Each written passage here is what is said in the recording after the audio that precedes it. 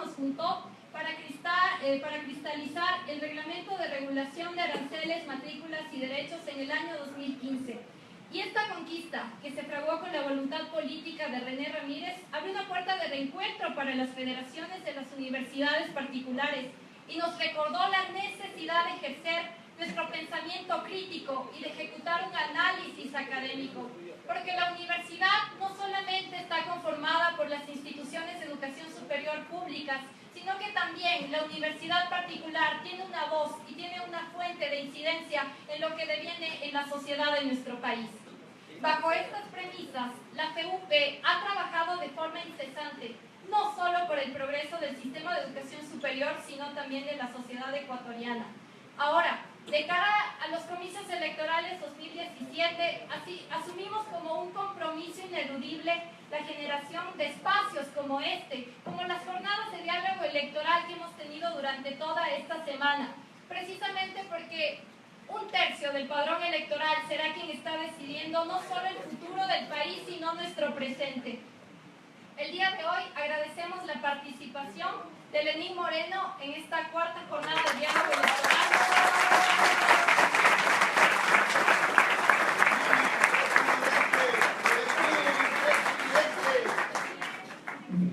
Perdón, yo preferiría que no se lancen gritos políticos si son tan amables. ¿Está bien? Gracias.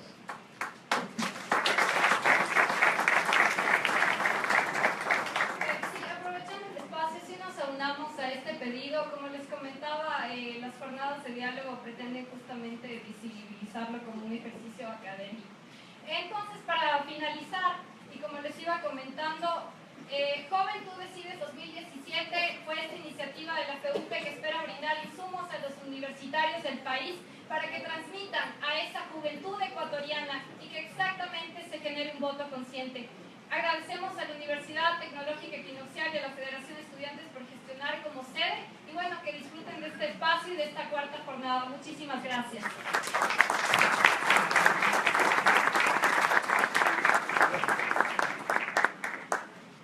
Como lo mencionamos, el candidato que esta noche nos acompaña es Lenín Moreno.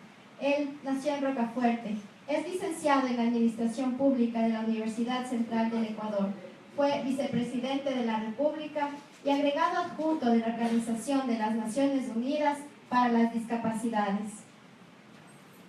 Durante el transcurso de este evento les acompañaremos Sandy Realpe, representante de la Universidad de Otavalo, y Ronald Avesillas, estudiante de Comunicación Social de la Universidad Politécnica Salesiana, quienes dará a conocer la modalidad de las jornadas de diálogo electoral. Joven, Tú Decides 2017.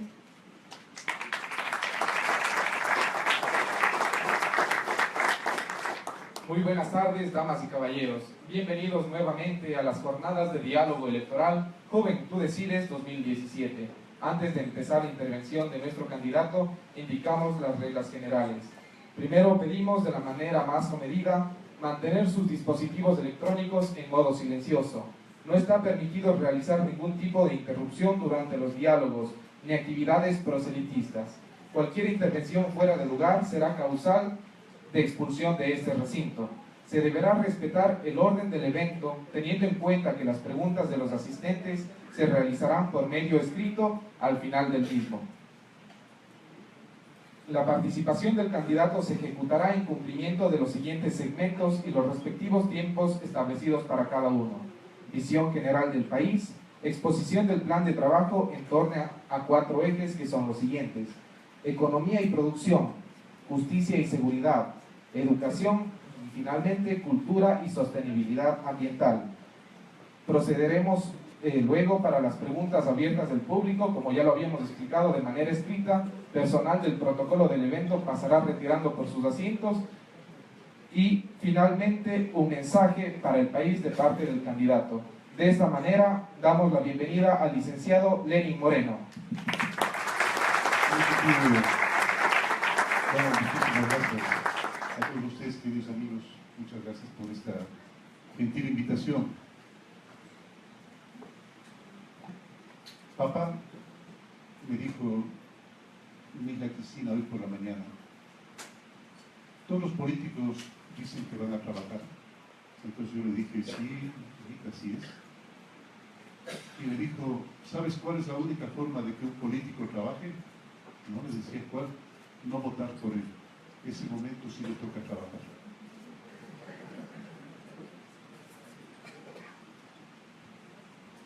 El criterio de que la política es fea, lastimosamente se ha convertido en una generalización, en un concepto generalizador con el que se define a la política. Y en verdad no debería ser así. Si bien es cierto, habemos muchas personas a las cuales el término político nos causa cierta aversión, es porque es un término que ha sido prostituido lastimosamente y que ha sido interpretado como una de las formas más bajas de comportamiento del ser humano. Y no debe ser así. En más de una ocasión, desde el principio, cuando el presidente Rafael Correa me propuso la vicepresidencia de la República, la primera ocasión me negué.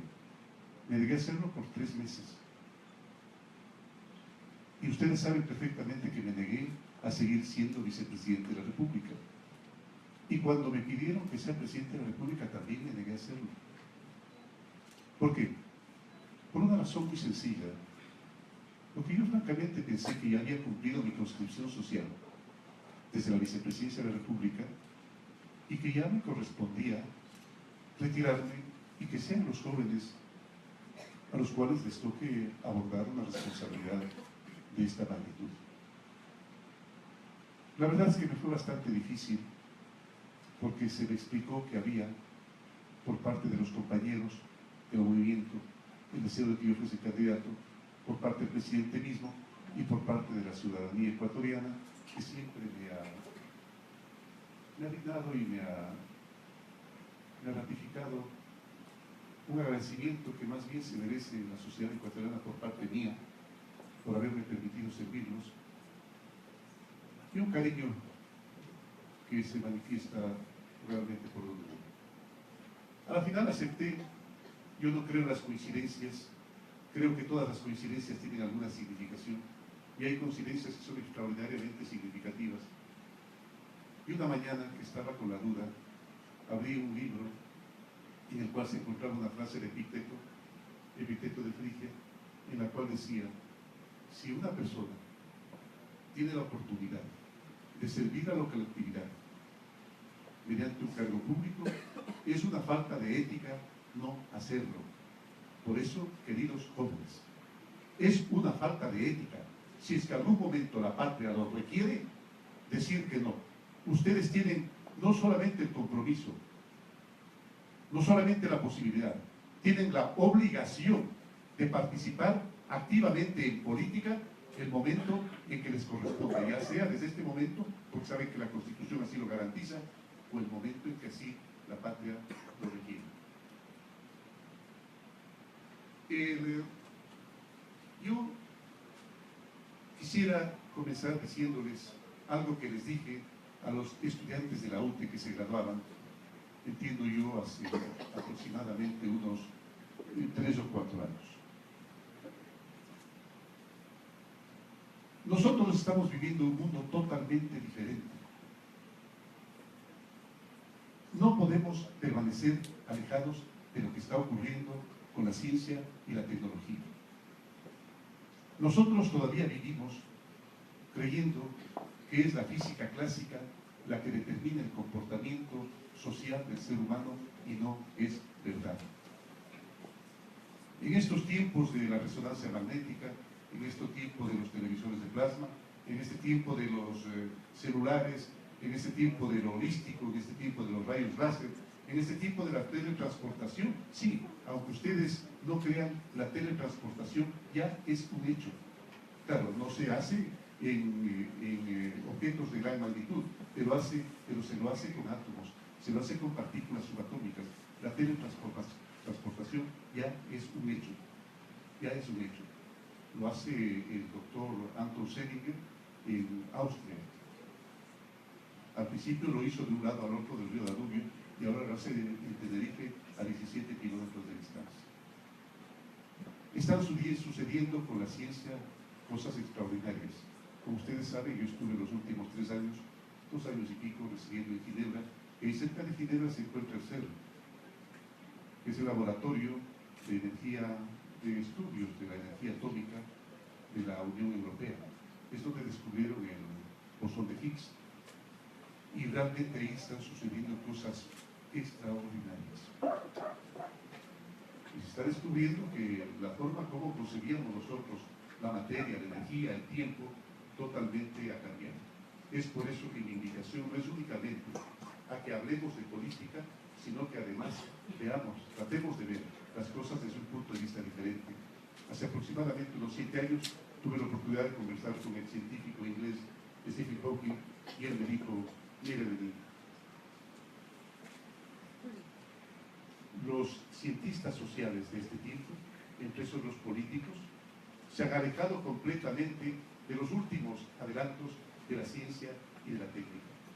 Están viviendo todavía una ciencia social que corresponde a los estudios, perdón, tengo...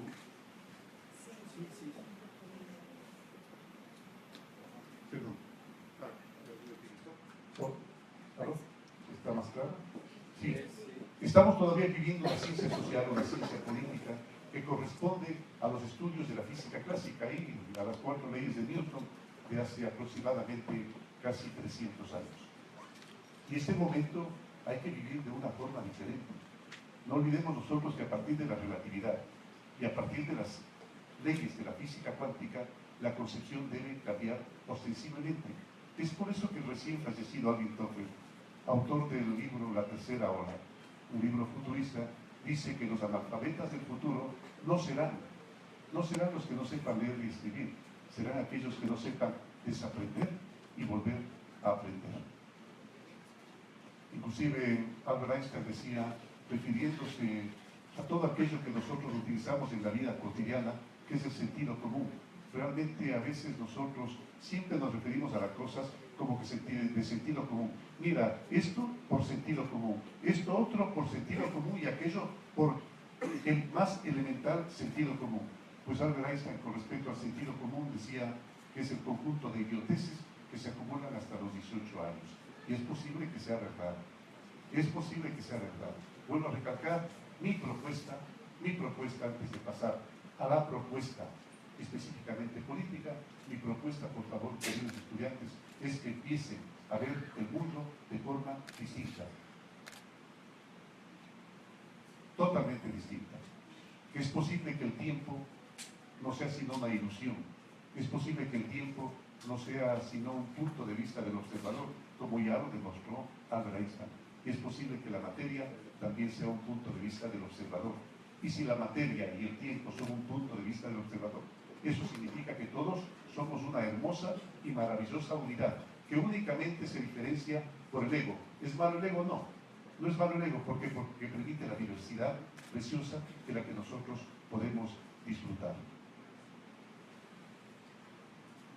Así que la propuesta realmente no es únicamente a escuchar lo político, sino escuchar el concepto cuántico que vamos a ir agregando a cada uno de los elementos de la propuesta. Que si lo apliqué, claro que lo apliqué. Apliqué conceptos cuánticos en la misión Manuel Espejo.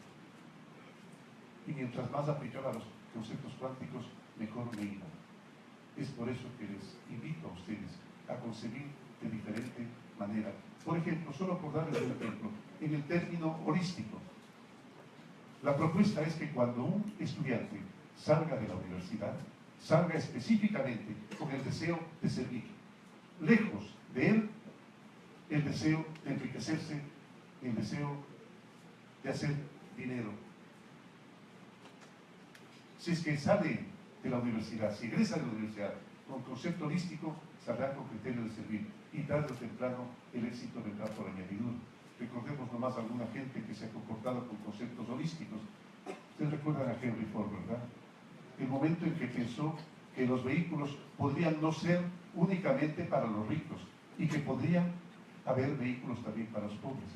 Los constructores en los Estados Unidos de Nueva York, que dejaron de pensar que los departamentos debían ser únicamente para las personas pudientes y que los obreros que trabajaban construyendo los departamentos también debían poder adquirir aquellos. Hershey, antes, hace 120 años, comerse un chocolate era un lujo. Hershey pensó que eso no debía ser así, que los chocolates debían ser un lujo que debían poder permitírselo todos. Por lo que pasó con Harley y Davidson, el momento en que decidieron hacer de la bicicleta, ponerle un motor y permitir que las personas puedan subir con facilidad las cuestas, y pasó a ser la motocicleta con más éxito del mundo. O el caso de Avon, que decidió que los cosméticos no únicamente debían ser para las personas adineradas, para las mujeres adineradas, sino para que los compre todo el mundo. Ese concepto holístico es un concepto cuántico, solo para dejarles probando el caramelo. Lo demás ya es cuestión de ustedes. Espero que el tiempo sea demasiado corto. En algún momento habrá la oportunidad de dar una conferencia un poco más extensa al respecto. Bien, es lo que a nosotros nos corresponde y a lo que he venido. Perdón por esta introducción. Miren, queridos amigos, este es el país del sol. Es por eso que Huayna Cápac siempre soñó con conquistar el Ecuador. Porque ellos sabían perfectamente que aquí se encontraba el centro de la tierra. Para ese momento así se decía, así se lo interpretaba. El país más cerca del sol. La cima del Chimborazo es el sitio de la tierra más cercano al sol. Es por eso, y es por la perpendicularidad con la que caen los rayos solares sobre nuestro Ecuador, que tenemos productos tan extraordinarios como las rosas más lindas del mundo, como el cacao fino de aroma más sabroso del mundo, como el banano más rico del mundo, como los camarones inclusive más sabrosos del mundo, como los atunes más sabrosos del mundo, etcétera, etcétera. Muchos motivos por los cuales nosotros sentirnos orgullosos en sentido natural, y también tenemos motivos para sentirnos orgullosos en el sentido, en la orientación de lo que hemos trabajado en este periodo. Sí, es el país del sol, pero a alguien se le ocurrió apagar la luz. Ahí donde debía haber educación, alfabetización, decidió poner ignorancia. Allí donde debía haber salud y vida, decidió poner enfermedad y muerte. Y allí donde debían haber sueños y esperanzas, decidió poner pesadillas. Sí, se convirtió al Ecuador en un país de pesadillas. Hace 10 años, el orgullo de los ecuatorianos se encontraba en el lodo. Así, dicho sencillo, se encontraba en el lodo. Creíamos que teníamos el peor país del mundo. El momento en que un burócrata robaba es que es ecuatoriano. Pues. El momento en que un deportista fracasaba, bueno, pues lo que pasa es que nuestra raza no da para tanto. Pues. Ese tipo de cosas para sentirnos desobligados, el feriado bancario, pues que obligó a la gente a emigrar de este país.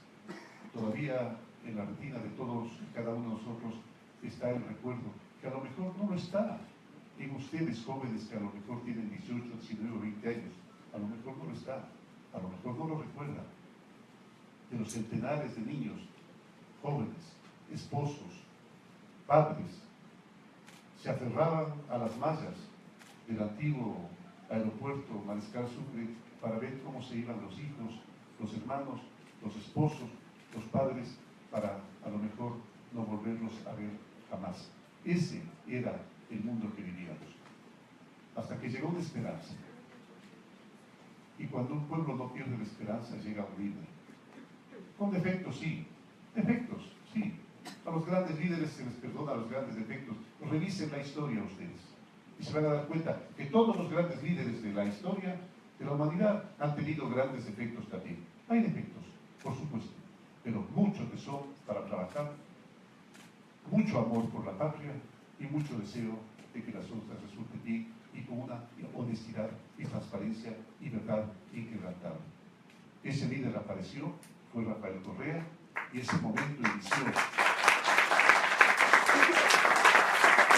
para el Ecuador otra historia.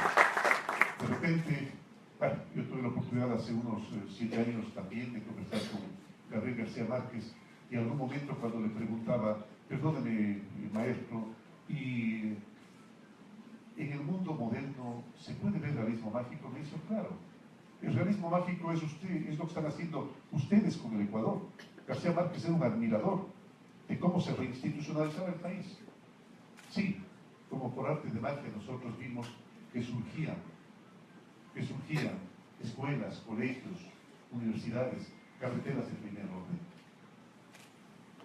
No hay un solo sitio en el Ecuador, y ustedes entiendo que se han desplazado bastante del poder, no hay un solo sitio en el Ecuador en el que no haya una obra emblemática de la Revolución Ciudadana. Es por eso que quiero yo, desde ese punto de partida, continuar con esa tarea, mediante 5 puntos. Porque lo que la gente exige es que se le dé soluciones a los distintos problemas y a las distintas circunstancias adversas que puedan surgir en su vida. Y que estas ojalá no se presentasen. El primer eje es un país, hemos llamado así como un bolero de los Panchos, que era muy escuchado por nuestros padres, que se llamaba Toda una vida. Toda una vida, sí. Una vida que comienza desde un país y un gobierno que te cuida, desde que naces. Desde antes inclusive, desde el mismo momento de la concepción, con cuidados prenatales, con parto institucionalizado, con tamizaje neonatal y luego por supuesto con orientación, con alimentación, con nutrición adecuada, porque ahí es donde se forma morfológica, fisiológica, neurológica, psicológica y espiritualmente un individuo. Luego la formación en valores, luego tendría un país que te inspira, es decir, un país que te enseña a amar a la ciencia, que te enseña a amar el conocimiento, que te enseña a amar la tecnología, que transforma la naturaleza, la sociedad y el pensamiento, la naturaleza fundamentalmente en beneficio del ser humano y en beneficio de ella misma. Luego vendría un país que te impulsa, un país que crea universidades, un país que hace que todos los bachilleres, porque por favor, todo bachiller que egresa y quiere estudiar debe tener derecho a hacerlo. Pero claro está, debemos defender la calidad de la universidad, debemos defender la excelencia de la universidad, y para ello requerimos indefectiblemente que haya un curso propedéutico en el cual se equiparen conocimientos. Crearemos 40 universidades técnicas, institutos tecnológicos superiores, hacia los cuales reorientaremos a aquellos alumnos que por A circunstancias no tengan actitudes ni aptitudes para las carreras regulares. Luego tendremos nosotros el país, dentro del país que te impulsa, créditos. Por favor, estudiantes, aprovechenlos. Aprovechen, vamos a generar aproximadamente para emprendimientos juveniles 20.000 créditos de $15.000 cada uno, en los cuales no les vamos a preguntar por el pasado. ¿De qué pasado podemos preguntarle a un estudiante? Pues generalmente en un banco le dicen, bueno, ¿qué experiencia tienen? ¿Qué experiencia puede tener un estudiante? A un estudiante hay que preguntarle por el futuro, no por el pasado. Preguntándole por el futuro, podemos dar el crédito de hasta $15.000 al 2% de interés con 2 años plazo, con 2 años de gracia, perdón, y hasta 15 años plazo. Luego tenemos un país que te acompañe permanentemente, que esté contigo permanentemente, dándote seguridad, dándote empleo, dándote vivienda, cuidando a las personas con discapacidad, cuidando que se respete los derechos de todas las personas, aunque haya diferencias sexuales o religiosas o ideológicas entre ellos. Un país que realmente te acompañe. Y por último, un país que te agradezca. Un país que te agradezca, un país que sea grato.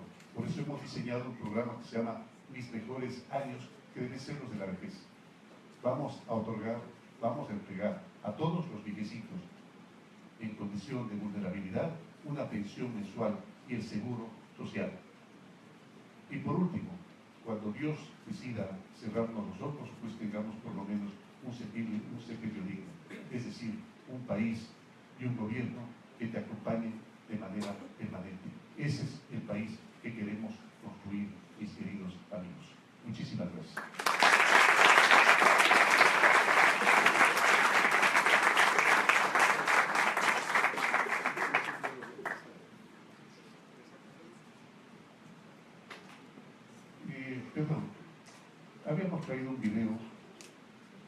como para recordar a los ecuatorianos lo que fue el país del pasado, para que podamos establecer las comparaciones y podamos determinar.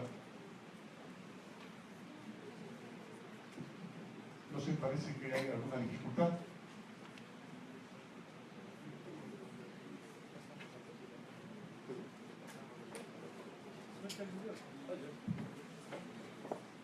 Muy bien, agradecemos la visión general que nos ha expuesto en esta tarde nuestro candidato. Bueno, entonces vamos con las preguntas, no hay problema. Lenín Moreno. Así que enseguida pasamos a la etapa de propuestas en torno al primer eje, que es economía y producción. Para este primer eje tenemos la pregunta fija, que la realiza Juan Carlos Cifuentes, presidente de la Universidad Tecnológica Equinoccial. Para este primer eje solicitamos al candidato responder la pregunta y a su vez escuchar su propuesta. Muchas gracias. Bueno, muy buenas tardes con todos. Bienvenido, candidato Lenín Moreno, a esta, nuestra casa, la Universidad Tecnológica Equinoccial. En esta ocasión, pues, hablaremos un poco de economía y producción. Y la pregunta que, pues, la FEUP se ha realizado es, pues, en el marco del acuerdo comercial con la Unión Europea que está en vigencia a partir de este año, ¿cómo se piensa fortalecer la estructura productiva del Ecuador, considerando que en Europa existen países como Suiza, con un alto subsidio a su producción agrícola? Por otro lado, ¿cómo se piensa continuar con el desarrollo de la producción manufacturera nacional frente a la productividad de países como Alemania, que cuenta con un desarrollo tecnológico muy superior al nuestro?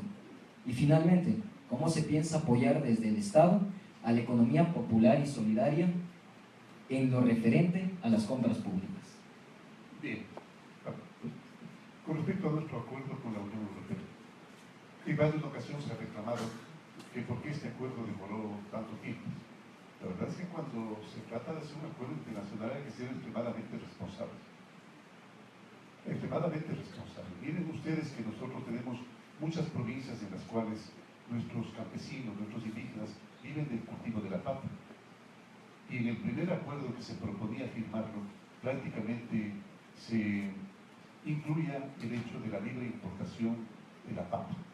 Con esto hubiera sido terrible, ya se pueden ustedes imaginar, para los papicultores, hubiera sido